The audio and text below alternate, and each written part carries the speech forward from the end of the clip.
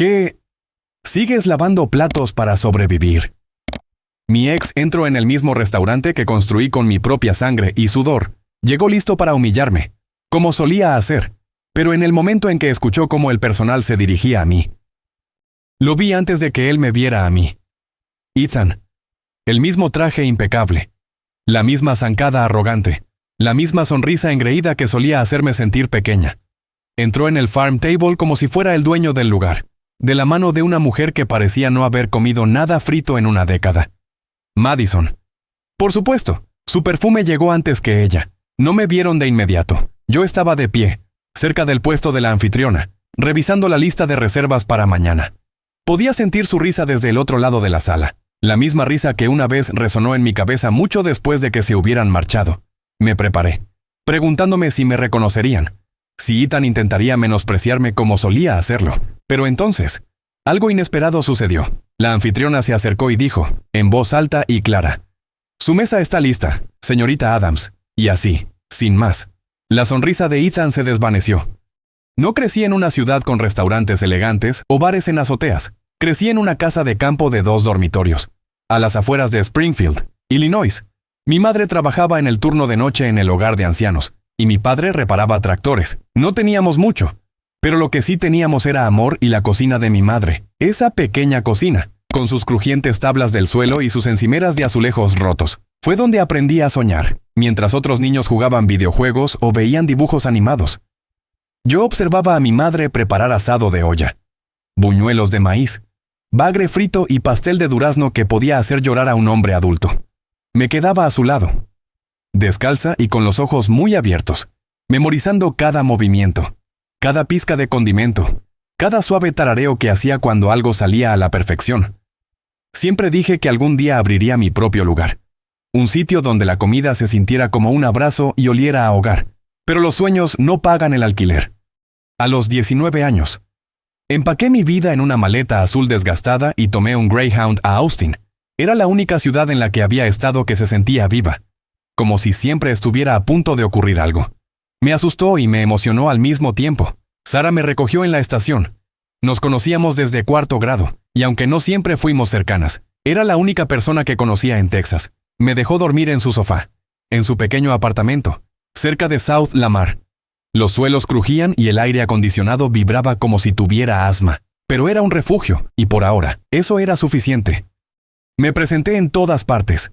Cafeterías, supermercados, camiones de comida. Nadie quería contratar a alguien sin experiencia real. Finalmente, conseguí un trabajo en un pequeño café, justo al lado de la línea del Metro Rail. No era glamoroso. Servíamos café quemado, galletas de microondas, y lo llamábamos desayuno. Las propinas eran pésimas, el gerente gritaba demasiado, y al final de mis turnos de 12 horas, mis pies me dolían tanto que podía sentir mi corazón latiendo en los dedos. Pero cada noche, llegaba a casa, abría mi portátil barato de segunda mano, y veía videos de YouTube sobre habilidades con el cuchillo, técnicas de emplatado y cocinas regionales. Anotaba recetas en un cuaderno de composición viejo que llevaba a todas partes. Las practicaba cuando Sara trabajaba hasta tarde, usando lo que podía permitirme del pasillo de descuento en H-E-B. Una noche, le hice pollo con dumplings a Sara. Dio un mordisco. Me miró y dijo: «Olivia, estás desperdiciando tu vida sirviendo comida a otros». Sonreí, pero no dije nada. No tenía el lujo de renunciar. El alquiler vencía. Los alimentos no eran gratis. ¿Y la escuela de cocina? Eso era una fantasía que no podía permitirme. Aún así, en los momentos de tranquilidad, esos raros momentos en que el mundo se ralentizaba lo suficiente como para que yo pudiera pensar, cerraba los ojos y lo imaginaba. Mi propio lugar, mesas de madera, hierbas frescas en el alféizar, el olor a galletas en el horno, y falda de res ahumada hirviendo a fuego lento en la estufa. No quería algo elegante, quería algo real, pero Austin era fría con los soñadores. Y entonces, él entró. Era solo otro lunes por la mañana. Estaba limpiando mesas, deseando tener mejores zapatos, cuando la campana sobre la puerta del café tintineó. Destacó al instante, chaqueta a medida, botas lustradas, reloj que probablemente costaba más que mi alquiler mensual. Parecía fuera de lugar.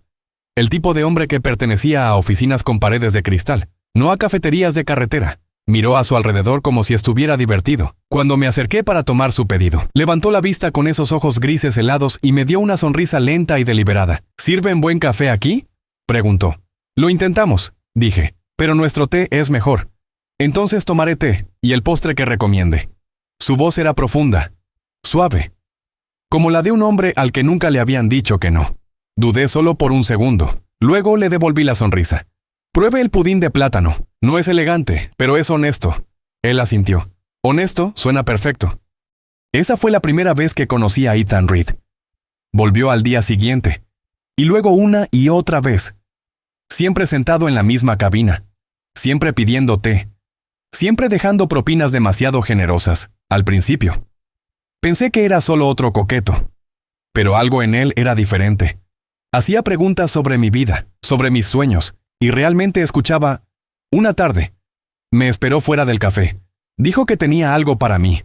Reí nerviosamente, pero lo seguí hasta su coche, donde me entregó una pequeña caja. Dentro había una pulsera de plata con un dije en forma de corazón.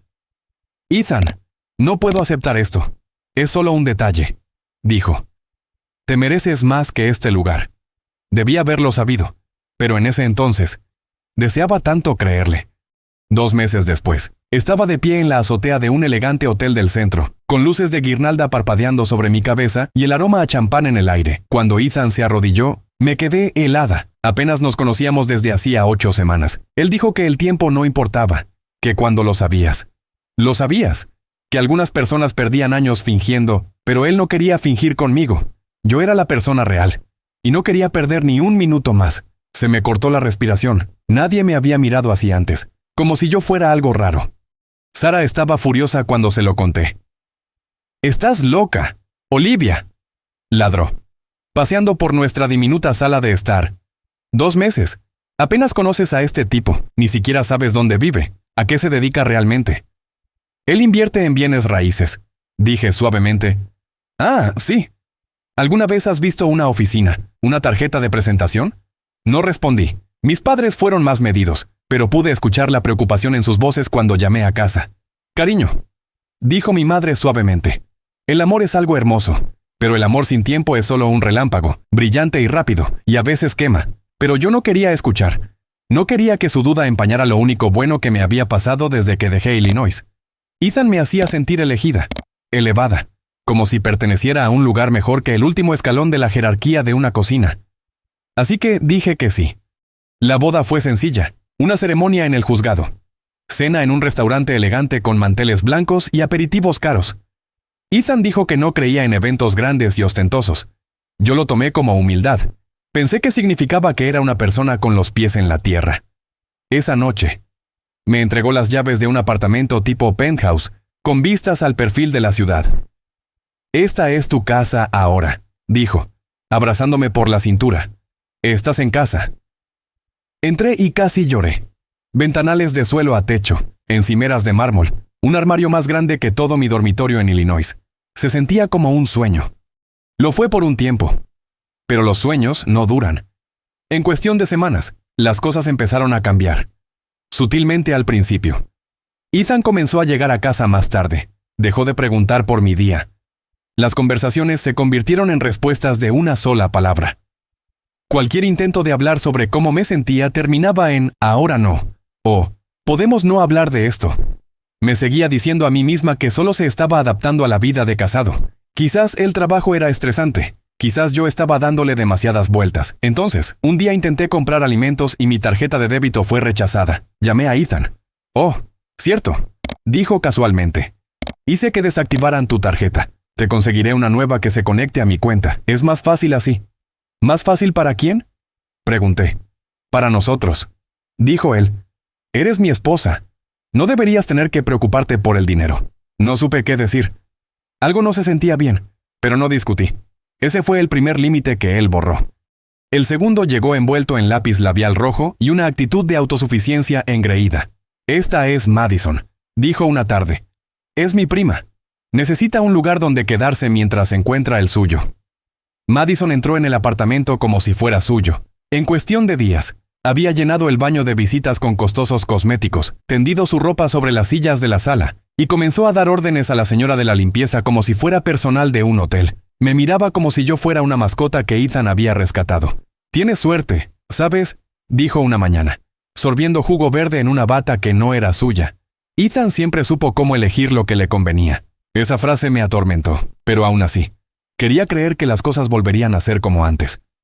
Luego, surgió la oportunidad de inversión. Estábamos cenando en un lugar de fusión que le gustaba, y de la nada dijo: «Estoy pensando en expandirme a hoteles boutique. Tienen grandes márgenes, tengo un plan sólido, pero necesito una línea de crédito». Asentí lentamente. «Así que, bueno, pensé que abriríamos un préstamo a tu nombre. Tienes un mejor historial crediticio, y así es más fácil. Yo me encargaré de todos los pagos. Por supuesto, es para los dos», parpadeé. «¿Quieres el préstamo a mi nombre?». Él sonrió. «Es solo papeleo. Olivia, confías en mí, ¿verdad?». Algo frío se instaló en mi pecho. «Lo pensaré», dije. A él no le gustó esa respuesta. Simplemente me miró por un segundo. Luego se encogió de hombros como si no importara, pero había algo detrás de sus ojos, como si ya estuviera planeando su siguiente movimiento. Esa noche apenas me habló. A la mañana siguiente, se había ido. Por primera vez, empecé a preguntarme con quién me había casado realmente. El silencio en nuestro apartamento a la mañana siguiente se sentía diferente. No era pacífico. Era demasiado silencioso. Como la calma antes de que algo se rompiera. Ethan no había regresado a casa la noche anterior. Y Madison también se había ido. Estaba descalza en la cocina, acunando una taza de té tibio, mirando la ciudad como si pudiera darme una respuesta. Fue entonces cuando escuché la puerta principal abrirse. Me quedé helada, esperando ver a Ethan entrar. Pero en cambio escuché su voz desde el pasillo, baja y casual, y riendo. Estaba al teléfono. No sabía que yo estaba en casa. Di un paso hacia atrás en silencio, pegándome a la pared de la cocina, conteniendo la respiración. Sí. Ella sigue sin enterarse. Estaba diciendo: «Creo que la tengo donde quiero. Los bancos ya preaprobaron el préstamo. Solo tengo que conseguir que firme los papeles». Mis dedos se apretaron tan fuerte alrededor de mi taza que pensé que podría romperse. Luego vinieron las palabras que me destrozarían durante años. «Deberías ver cómo me mira. Como un maldito perrito. Es patético». Silencio. Risas. Continuó. Casi aburrido. «Una vez que firme, nos largamos. España nos llama. Que ella se encargue del desastre». No podía respirar. Ni siquiera podía moverme.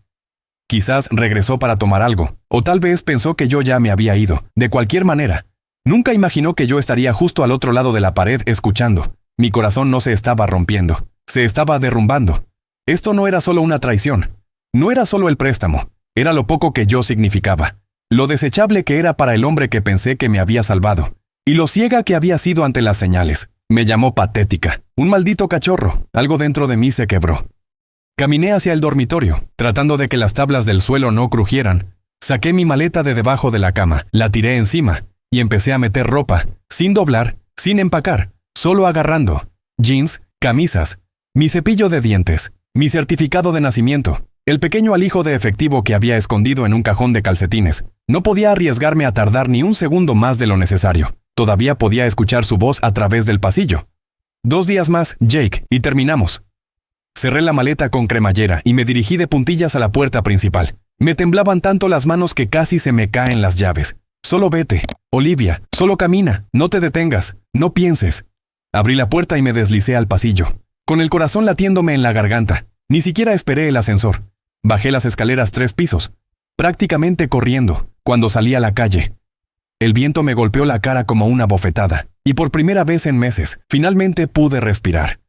Pero no sabía a dónde ir.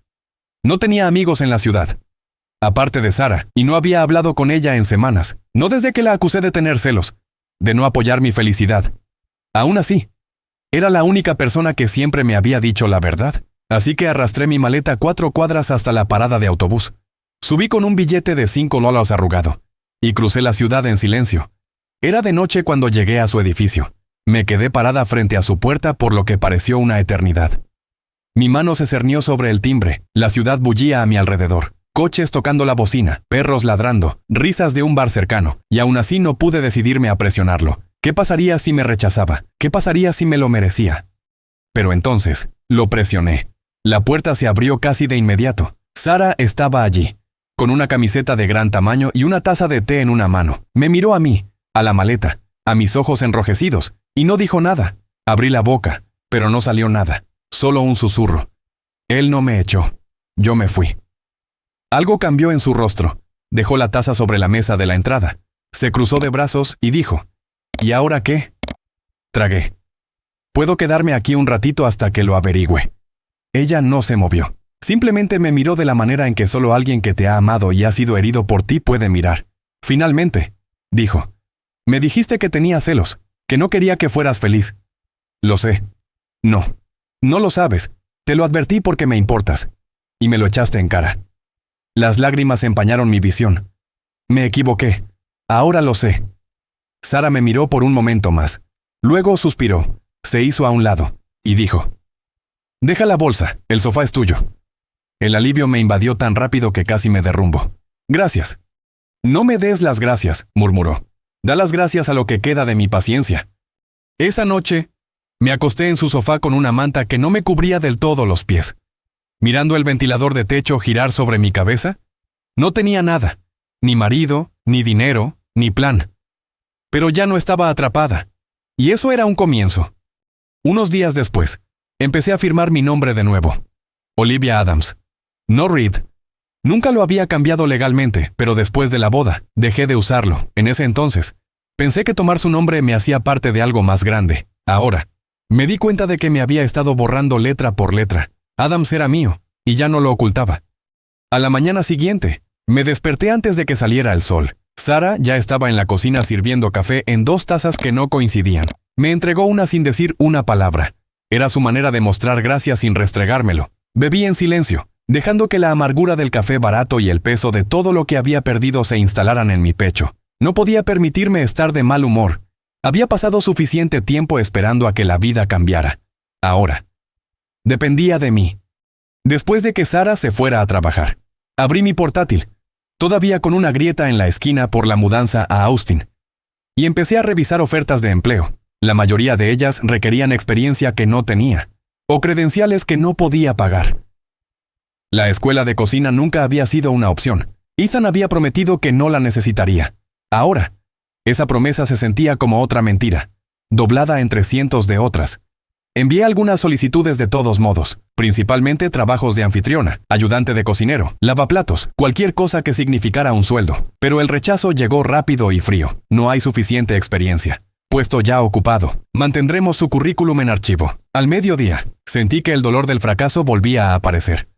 Fue entonces cuando Sara se asomó al apartamento durante su almuerzo. ¿Todavía con esa laptop?, preguntó. Asentí. Necesitas volver a un restaurante, cualquier restaurante. Ve y postúlate en persona. Sonríe. Preséntate como si de verdad quisieras el puesto. Contratan rápido cuando la gente renuncia. No quiero ser mesera para siempre. Se apoyó en el marco de la puerta y se cruzó de brazos. Entonces no lo seas. Pero primero, sobrevive. Come. Paga el alquiler. Podrás perseguir tu sueño una vez que tengas los pies en la tierra. No se equivocaba. Así que esa tarde, me até el pelo en una coleta, me puse una camisa limpia y salí a la calle. Los 2 primeros lugares me rechazaron antes de que terminara de decir hola. El tercero. Un pequeño lugar de fusión ruso-sureña. Escondido en una esquina del este de Austin. Era diferente. La gerente era una mujer con ojos agudos y una voz cansada. Leyó mi solicitud, me examinó y dijo, empiezas mañana. Casi lloré. No era glamoroso, los turnos eran largos, la cocina más ruidosa que una banda de percusión. Y el jefe de cocina, un hombre llamado George Davis, era tan gruñón como brillante, daba órdenes como un sargento de instrucción. Y fruncía el ceño ante cualquier cosa que no cumpliera con su estándar. Hice lo posible por mantenerme fuera de su camino. Corría órdenes, limpiaba mesas, cargaba bandejas que casi me rompían las muñecas. Pero observaba atentamente cada salsa, cada guarnición, cada sartén volteada al ritmo de una canción que solo ellos sabían cantar. Una noche, cerca del cierre, me quedé demasiado tiempo junto a la ventana de la cocina. George levantó la vista y ladró. ¿Qué estás mirando? Lo siento, dije, retrocediendo. Solo observaba. Esto no es un teatro. ¿Quieres mirar? Ponte a trabajar. Empecé a irme, pero luego me di la vuelta. Tu arnesa se está cortando. Me miró con los ojos entrecerrados. Está demasiado caliente, dije en voz baja. Si la quitas del fuego y le bates un poco de mantequilla fría, podría volver a ligar, por un momento. Pensé que podría lanzarme una cuchara. En cambio, hizo exactamente lo que le dije. La salsa se mantuvo. No me dio las gracias, ni siquiera me miró. Solo murmuró: «Sigue trabajando». Al día siguiente, me acorraló junto al mostrador de servicio. «¿Dónde aprendiste eso?» «Internet». «¿No fuiste a la escuela de cocina?» «No». Se rascó la barbilla. «¿Quieres aprender de verdad?» Lo miré fijamente. «Sí». «Entonces quédate después del turno, sin paga. Solo escucha y haz lo que yo diga». Mi corazón dio un salto. Trato hecho. Así empezó todo, noche tras noche. Me quedaba mientras el resto del personal se iba a casa. Cortaba verduras, pelaba ajos, revolvía caldos, limpiaba pescado hasta que me dolían las manos durante días. George no alababa, no mimaba, pero enseñaba lenta y metódicamente, como transmitiendo un lenguaje sagrado, y yo absorbía cada palabra. Por primera vez en meses, me sentía anclada. No era una esposa, no era una tonta, no estaba rota, era cocinera, y estaba empezando a recordar quién solía ser antes de Ethan, antes de las mentiras, antes de la soledad. Todavía tenía mi sueño. Estaba polvoriento, magullado y enterrado, pero seguía ahí. Y ahora, por primera vez en mucho tiempo, sentía que realmente podría alcanzarlo. Era un jueves por la noche, un poco después de las 7, y la hora punta de la cena acababa de comenzar. Las órdenes volaban, los platos repiqueteaban. El vapor se elevaba de la cocina abierta en una armonía caótica. Me movía rápido, con una mano equilibrando una bandeja de té dulce y pan de maíz, la otra garabateando notas para la siguiente mesa. Cuando la gerente se inclinó y asintió hacia la cabina del fondo.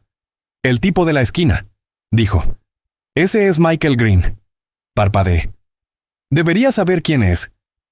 Ella levantó una ceja. «Es dueño del Fieldhouse Group, lugares de la granja a la mesa en todo Texas. A veces viene, de bajo perfil. La gente dice que siempre está buscando la próxima gran cosa». Asentí lentamente y me giré hacia la cabina. Así. El hombre sentado allí parecía sacado de un catálogo de Patagonia, cabello entrecano, jeans oscuros, camisa de botones con las mangas remangadas, y un rostro que decía que había visto el mundo y no necesitaba demostrárselo a nadie. Cuando me acerqué a su mesa, sonrió amablemente y cerró el menú. «¿Qué vale la pena pedir esta noche?», preguntó. No dudé. «Las costillas braseadas con col rizada. Las terminamos en un glaseado de sorgo. Es dulce, pero ahumado. Mi plato favorito aquí». «Suena usted como alguien que sabe moverse en una cocina». Sonreí un poco. «No oficialmente, estoy aprendiendo». Inclinó la cabeza. «¿Aprendiendo de George?» «Sí, todas las noches después del turno». Él se rió. «Entonces eres terca, valiente o estúpida, quizás las tres cosas». Pidió las costillas y un vaso de té dulce. Cuando le llevé la comida, lo sorprendí estudiando el emplatado de la misma manera en que George lo hacía cuando estaba a punto de destrozar a alguien. Dio un bocado, masticó lentamente, y luego asintió una vez. Cuando me di la vuelta para irme, me detuvo. «¿Qué cambiarías de este plato?» Me quedé helada. Nadie les hace ese tipo de preguntas a los camareros, especialmente no los grandes dueños de restaurantes. Miré el plato.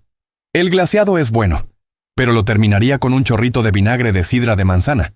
Cortaría la riqueza, le daría un poco de ligereza. Él levantó una ceja. «Interesante». Luego dejó el tenedor. «Tengo un concepto en el que he estado pensando desde hace tiempo. Algo pequeño, íntimo, sin trucos. Solo comida real hecha con cariño. El problema es que necesito a alguien a quien realmente le importe. Alguien con hambre». Lo miré fijamente. «¿Cree que soy yo?» «Eres la primera persona que he visto por aquí que mira la comida como si importara». No supe qué decir. Una parte de mí quería reírse. Asumir que estaba bromeando. Asumir que era solo una conversación extraña con un cliente amable que da buenas propinas. Pero otra parte de mí, la parte que no se había atrevido a tener esperanzas en mucho tiempo, susurró. «Este es tu momento». «No tengo un título», dije en voz baja. «Ni formación formal. Solo mis manos y lo que George me ha estado mostrando. Eso es más que la mayoría». No dijo nada más esa noche. Solo dejó una generosa propina y se fue. Pero luego volvió 2 veces, al final de la semana. Había estado allí 4 veces, siempre pidiendo algo nuevo, siempre observando, en silencio. No fue hasta la 5ª visita que finalmente deslizó esa tarjeta por la mesa. Deslizó una tarjeta de presentación por la mesa. «Si hablas en serio, llámame, hablemos». Esa noche, no dormí. Miré esa tarjeta como si pudiera desaparecer si parpadeaba. Sara llegó a casa alrededor de la medianoche y me encontró sentada en la mesa de la cocina, todavía con mi delantal, temblándome la mano. «Parece que has visto un fantasma», dijo.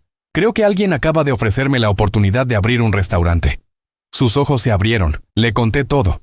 Sobre Michael, el plato, la idea, la tarjeta. Ella se sentó frente a mí, en silencio por un rato. Luego, a la manera típica de Sara, dijo: «No vas a hacer esto sola». La miré. «¿Qué? ¿Me oíste? Puedes cocinar, y Dios sabe que tienes corazón, pero he trabajado en administración durante 6 años. Puedo encargarme del papeleo, los permisos, las cosas aburridas. Tú sé el corazón, yo seré la espina dorsal». Se me apretó la garganta. «Sara, ni siquiera sé qué decir». Ella me tomó la mano. «Di que sí». Y así lo hice. A la mañana siguiente, llamé a Michael.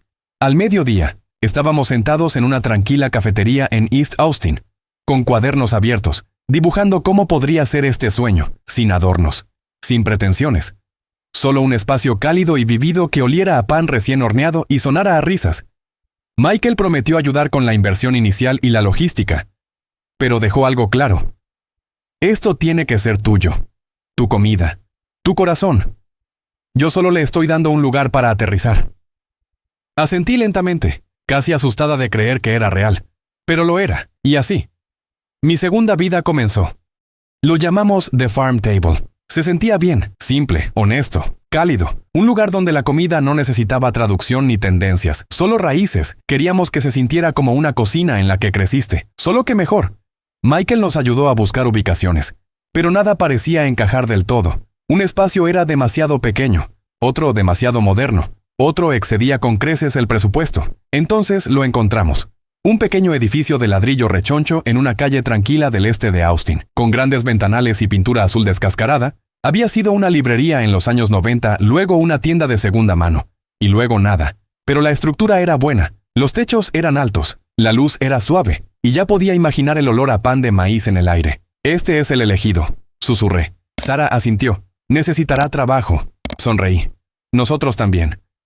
Firmamos el contrato de arrendamiento 2 semanas después. Luego vino lo difícil. No teníamos un equipo de diseño ni inversores que lanzaran palabras de moda corporativas. Éramos solo yo, Sara y un equipo de contratistas cansados que nos miraban como si estuviéramos locas por preocuparnos por los colores de los azulejos y la madera reciclada. Elegimos cada cosa. Sillas que no combinaban de mercadillos, iluminación de tarros de cristal, servilletas azul suave que me recordaban los paños de cocina de mi madre. Sara se ocupó de los permisos, las licencias, las inspecciones de salud. Yo probaba recetas por la noche en la cocina prestada de Michael, ajustando los niveles de especias y anotando en el mismo viejo cuaderno de composición que usaba cuando vivía con ella. George vino una vez. Se paró en la entrada de nuestra cocina a medio terminar, con los brazos cruzados, las cejas levantadas. ¿Realmente estás haciendo esto? Parece que sí, él resopló. No tienes chef. Tragué. Lo sé. Me miró fijamente por un momento, luego gruñó. Estoy demasiado viejo para estar sudando en el arranque de otra persona, pero ayudaré a entrenar a quien contrates, interrumpió. Los pondré en forma, solo no me hagas usar una etiqueta con mi nombre. Casi lo abracé, en cambio, solo asentí. Gracias. Abrir un restaurante es como planear una boda y dar a luz al mismo tiempo. Hay 1.000.000 de cosas que hacer, y cada una parece urgente. Contratos con proveedores, distribuidores de alimentos, horarios de personal, degustaciones, inventario, presupuestos. Algunas noches me quedaba dormida sobre hojas de cálculo. Sara me encontraba por la mañana con café en una mano y un resaltador en la otra. Tinta roja por todos los dedos. ¿Estás bien?, preguntaba ella. No, le respondí. Pero estoy viva. Contratamos a 2 cocineros recién salidos de la escuela de cocina. Una pastelera que había dejado un restaurante Michelin porque odiaba el ego. Y un equipo de camareros estudiantes universitarios que llegaban temprano y se quedaban hasta tarde. Ninguno de nosotros era experto, pero nos importaba, y eso contaba. El menú se fue construyendo lentamente.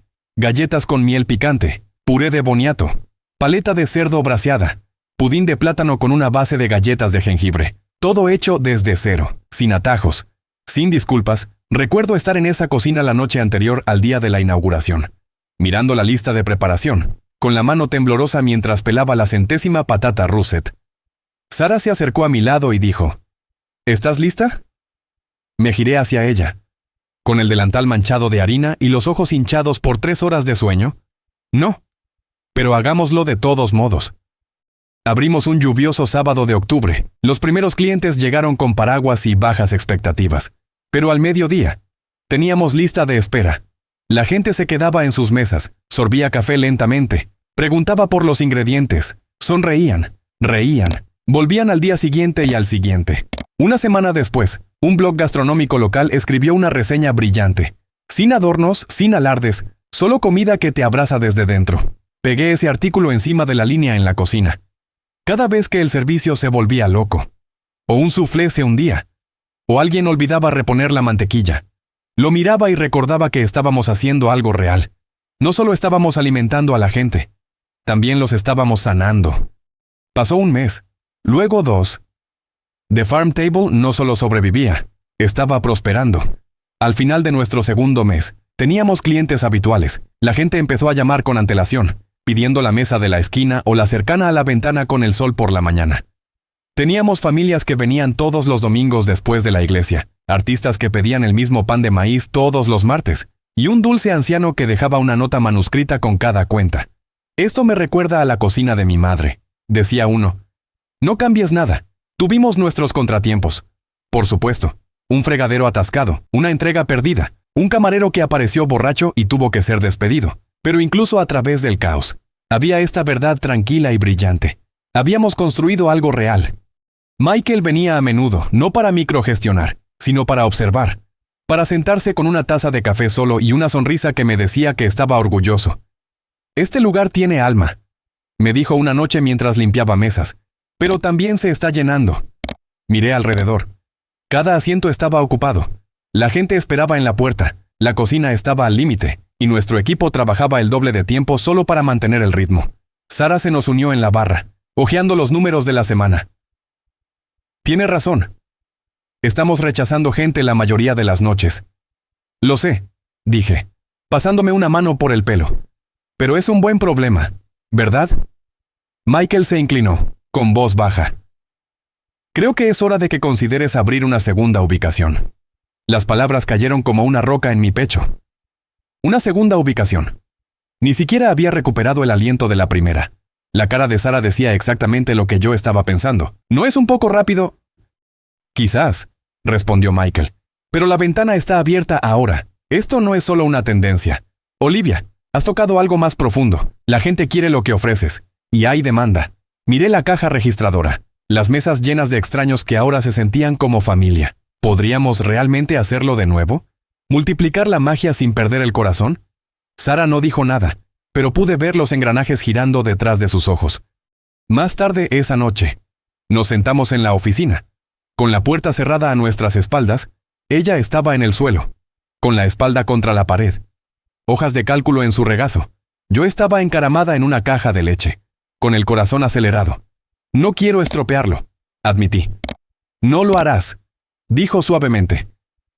Pero no podemos hacerlo de la misma manera. Será más grande, más presión. Necesitaremos más personal, más sistemas, controles más estrictos. Asentí lentamente. ¿Crees que podemos lograrlo? Me miró, con los ojos firmes. Creo que has llegado demasiado lejos para conformarte con poco. A la semana siguiente, comenzamos a buscar, vimos más de una docena de espacios. Algunos demasiado modernos, otros demasiado cuadrados. Algunos con propietarios que no entendían el ambiente que buscábamos. Entonces lo encontramos. Un viejo restaurante en el límite del centro, escondido entre una tienda de discos y una de plantas. Tenía techos altos, mucha luz, y un leve olor a posibilidad en el aire. Necesitaba trabajo. Pero ya podía escuchar el tintineo de las sartenes, el murmullo de las conversaciones, el aroma a galletas y salsa flotando por la puerta. Sara recorrió el perímetro, tomando notas. Michael se paró cerca de la entrada, con los brazos cruzados, sonriendo. Caminé al centro del espacio, di una vuelta lenta, y me susurré. Podríamos hacer de esto un hogar. Y eso fue todo. Firmamos el contrato de arrendamiento ese viernes, mientras la pintura aún se descascaraba y el yeso se desmoronaba. Nos remangamos y nos pusimos a trabajar de nuevo. Diferente ubicación, misma misión, servir comida que supiera a que te la hizo alguien que te amaba. Era un jueves por la noche cuando sucedió. El nuevo lugar, The Farm Table Downtown, acababa de abrir 2 semanas antes. Todavía estábamos encontrando nuestro ritmo. El atril de la anfitriona tenía un pequeño tambaleo que aún no habíamos arreglado. La nevera de la pastelería seguía en pedidos pendientes, pero el comedor estaba lleno, cada mesa ocupada, voces superpuestas al jazz de fondo, la cocina zumbando, se sentía viva. Estaba cerca de la entrada, revisando la lista de reservas, cuando escuché esa voz. ¿Familiar?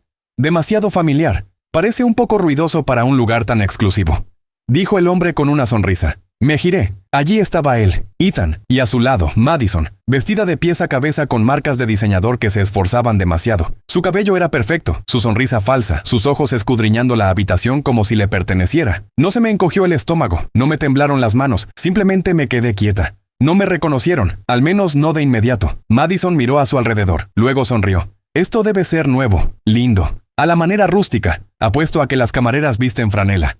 Ethan se rió. Sus ojos pasaron por mí. Sí, no me sorprendería si Olivia terminara en un lugar como este, suponiendo que no se ahogó en el desastre del que huyó. No me inmuté. Justo cuando él se volvió completamente hacia mí, un camarero pasó y dijo, Chef Adams, el proveedor del nuevo menú de degustación de temporada está aquí. Está esperando en la cocina. La cara de Ethan cambió. Fue lento, como melaza arrastrándose por un espejo.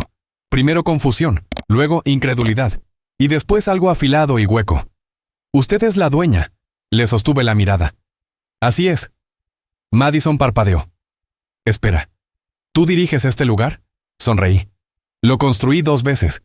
Ella se burló. Bueno, supongo que Ethan te dio una ventaja, ya sabes. Con el dinero. Mi sonrisa no se desvaneció. ¿Te refieres al préstamo que ambos intentaron engañarme para que firmara? Madison palideció. La mandíbula de Ethan se tensó. Me incliné ligeramente hacia adelante. Es curioso. Solía pensar que ustedes dos me arruinaron. Pero resulta que me dieron el empujón que necesitaba. Ninguno de los dos habló. La boca de Ethan se abrió como si fuera a decir algo. Luego se cerró de nuevo. Di un paso atrás. Hice un gesto hacia la puerta. Estamos completamente reservados esta noche. Quizás prueben en otro lugar. Y así. Sin más. Se dieron la vuelta y se fueron. Sin gritos. Sin dramas. Solo silencio. Un silencio dulce y satisfactorio. Salí al patio trasero una vez que la hora pico había disminuido. La noche era fresca. El tipo de brisa de Texas que te hace olvidar lo caluroso que fue el día. Las luces de la ciudad brillaban a lo lejos. Dentro, los platos tintineaban suavemente mientras el personal limpiaba. Las risas de los últimos clientes se filtraban por las puertas abiertas. Sara se me unió, entregándome una taza humeante de té. ¿Estás bien?, preguntó. No respondí de inmediato. Solo miré por encima de la cerca, escuchando el viento moverse entre los robles. Vinieron esta noche, dije. Ella no tuvo que preguntar quién. Ethan, asentí. ¿Y Madison? Soltó un silbido bajo. Déjame adivinar, engreído, ruidoso y condescendiente. Más o menos. Se apoyó en la barandilla a mi lado. ¿Y cómo se sintió? Lo pensé por un momento, en la forma en que la sonrisa de Ethan se había quebrado. La forma en que Madison había parpadeado, atrapada en una mentira que ya no funcionaba. Pensé que dolería, admití. Pensé que sentiría ira o reivindicación, y simplemente me sentí liberada. Sara sonrió, suave y orgullosa. Esa es la mejor clase de victoria. Tomé un sorbo de té y miré las estrellas. ¿Sabes?, dije. Hubo un tiempo en que habría dado cualquier cosa para que él me quisiera de nuevo, solo para demostrar que importaba. Sara me miró. Y ahora no necesito eso. Tengo esto. Mi nombre en la ventana, mi comida en los platos, mi gente en este espacio. Él no me rompió, me redirigió. Me dio un codazo en el hombro. Finalmente lo crees, ¿verdad? Asentí. Sí. La verdad era que no era la misma mujer que había entrado en esa cafetería barata meses atrás, con las manos callosas y el corazón roto. No era una sombra esperando ser elegida. Ahora era yo quien elegía. Mi vida. Mi futuro. Quién me acompañaba y quién no. Y Ethan. Ni siquiera estaba en la lista. Cuando la última luz parpadeó dentro, me giré hacia Sara. ¿Qué sigue? Ella sonrió. Dormir. Luego el brunch. Y quizás un libro de cocina. Me reí. Primero, sobrevivamos al servicio del domingo. Ella levantó su taza a la supervivencia. Yo choqué la mía contra la suya, por construir algo que dure. Y lo decía en serio, porque finalmente entendí. El éxito no es un hombre de traje dándote una vida. El éxito es elegir tu vida pieza por pieza y construirla desde cero. Incluso si empieza con una maleta, un corazón roto y una receta escrita a lápiz. Esto era mío.